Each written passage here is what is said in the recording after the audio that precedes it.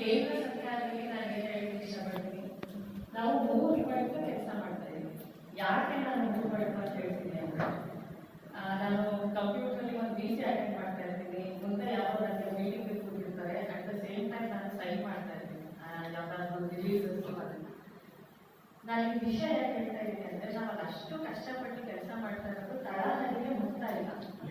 ನಾನು ಇಲ್ಲಿ ಬಂದು ನೋಡಿದಾಗ ಇನ್ನೊಂದೇ ಅಲ್ಲ, ನಾನು ದೇಶದ ಎಲ್ಲ ರಾಜ್ಯಗಳನ್ನು ಭೇಟಿ ಎಲ್ಲರ ಜೊತೆ ನಾನು ಮಾತಾಡಿದ್ದೀನಿ. ಅವ್ರಗಳಿಗೆ ಅವೇರ್ನೆಸ್ ಇಂದ ಏನು ಸ್ಕೀಮ್ಗಳಿದೆ ಅನ್ನೋದು ಗೊತ್ತಾಗ್ತಾ ಇಲ್ಲ. ಮುಂಚೆ ಏನು ಸ್ಕೀಮ್ಗಳು ಅಂತಂದ್ರೆ ಅದು ನಮ್ಗೆ ಸಿಗಲ್ಲ, ಅದು 108 ದಾಖಲೆಗಳು ಆ ಥರ ಇಲ್ಲ. ಇವಾಗ ಖಂಡಿತವಾಗ್ಲೂ ಆ ಥರ ಇಲ್ಲ. ನೀವು ಆನ್ಲೈನಲ್ಲಿ ಮುಖಾಲಾಸಿ ಅಪ್ಲಿಕೇಶನ್ಗಳನ್ನ ಹಾಕ್ಬೋದು. ನಾನು ಆ ವಿಷಯಕ್ಕೆ ಆಮೇಲೆ ಎರಡನೇ ವಿಷಯ, ನಾನು ಗ್ರಾಮೀಣ ಅಭಿವೃದ್ಧಿ ಇಲಾಖೆಯಿಂದ ಬಂದಿದ್ದೀನಿ. ಇಲಾಖೆ ಅಥವಾ ಮಂತ್ರಾಲಯ ಅಂತ ಹೇಳ್ತೀವಿ, ಮಿನಿಸ್ಟ್ರಿಯಿಂದ. ಇವರು ಇಲ್ಲಿ ಏನು ನಿಮ್ಮೆಲ್ಲ ಏನಿದೆ ಅದು ಕೃಷಿ ಇಲಾಖೆ, ಕೃಷಿ ಮಂತ್ರಾಲಯ. ಏನಾಗುತ್ತೆ, ನಾವು ಸೆಂಟ್ರಲ್ಲಿ ನಮ್ಮ ಏನು ಗೌರ್ಮೆಂಟ್ ಆಫ್ ಇಂಡಿಯಾ, ಭಾರತ ಸರ್ಕಾರ ಏನು ಕರೆ ಕೊಟ್ಟಿದೆ ಅಂತ ಹೇಳಿದ್ರೆ, ನೀವು ಇಲಾಖೆ ಅಥವಾ ಮಂತ್ರಾಲಯ ಅಂತ ನೋಡಬೇಡಿ, ರೋಲ್ ಆಫ್ ಗವರ್ಮೆಂಟ್ ಅಪ್ರೋಚ್. ಕನ್ನಡದಲ್ಲಿ ಏನಂತ ಕೊಟ್ಟಿದ್ದಾರೆ, ಎಂಟೈರ್ ಗೌರ್ಮೆಂಟ್ ಎಲ್ಲ ಮಿನಿಸ್ಟ್ರಿಗಳು ಜೊತೆ ಸೇರಿ ಯಾವುದೇ ಒಂದು ಕಾರ್ಯಕ್ರಮವನ್ನು ಇಂಪ್ಲಿಮೆಂಟ್ ಮಾಡಬೇಕು. ಈ ವಿಚಾರದಲ್ಲಿ ಮಿನಿಸ್ಟ್ರಿ ಆಫ್ ಅಗ್ರಿಕಲ್ಚರ್ ಮತ್ತು ಮಿನಿಸ್ಟ್ರಿ ಆಫ್ ರೂರಲ್ ಡೆವಲಪ್ಮೆಂಟ್ ಎರಡರಲ್ಲೂ ನಾವು ಜೊತೆಯಲ್ಲಿ ಸೇರಿ ಕೆಲಸವನ್ನ ಮಾಡ್ತೇವೆ. ಈ ವಿಚಾರ ಜೊತೆ ಮಾಡೋದು ಅಂತ ಬಂದಾಗ national mission of national farming ಕೇಳಿದ್ರೆ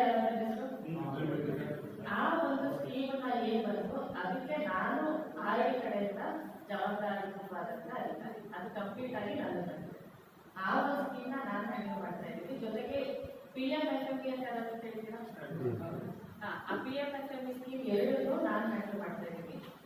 ಯಾವುದಕ್ಕೆ ಅದು ತುಂಬಾನೇ ನಮ್ಮ ಗ್ರಾಮೀಣ ಸಮುದಾಯಕ್ಕೆ ತುಂಬಾ ಹತ್ತಿರವಾದಂತಹ ಸ್ಕೀಮ್ಗಳು.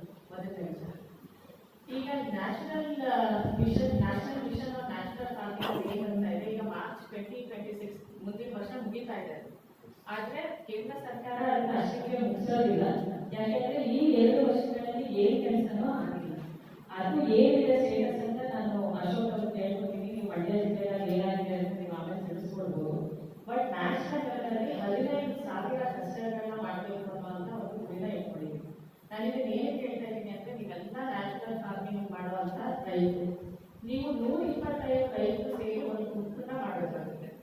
ಕ್ಲಸ್ಟರ್ ಅಂತ ಹೇಳ್ತೀವಿ, ಕ್ಲಸ್ಟರ್ ಅಥವಾ ಗ್ರೂಪ್ ಅಂತ 125 ಫಾರ್ಮರ್ ಸೇರಿ ಒಂದು ಕ್ಲಸ್ಟರ್ನ ಮಾಡಿಕೊಂಡು ರಿಜಿಸ್ಟರ್ ಮಾಡ್ಕೊಳ್ಳಿ. ನಂತರದ ದಿನಗಳಲ್ಲಿ ತುಂಬಾ ಹೆಚ್ಚಿನ ರೀತಿಯಲ್ಲಿ ನಿಮಗೆ ಅನುದಾನಗಳು ಸಿಗುತ್ತೆ.